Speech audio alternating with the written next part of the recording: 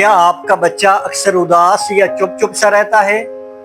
तो होशियार हो जाएं, ये डिप्रेशन की इलामत हो सकती है।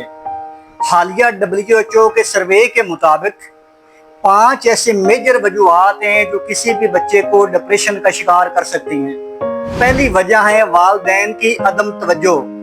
जब बच्चे समझने के लिए, सुनने के लिए अपने खूनी रिश्तों को तरसते रहते हैं तो तब जाके वो डिप्रेशन का शिकार होते हैं।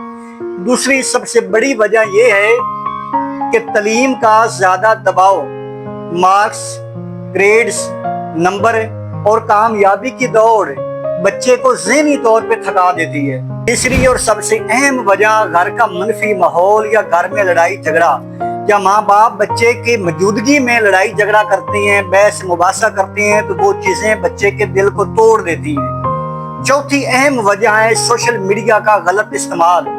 जब बच्चे को सुनने के लिए, समझने के लिए कोई फैमिली मेंबर मौजूद नहीं होता तो वो मोबाइल को अपना साथी बना के उसमें फास्ट कंटेंट या कोई ऐसा मवाद देखता है जो बच्चे को ज़हनी तौर पे दबाव का शिकार बना देता है। दोस्ती और तल्लुकात में कमी, जब बच्चे का दुख बांटने के लिए कोई मौजूद ही नहीं होता तो वो ज़हनी तौर पे मरीज बन जाता है, डिप्रेशन का शिकार हो जाता है। याद रखिएगा कि आपके बच्चे आपकी फसल हैं।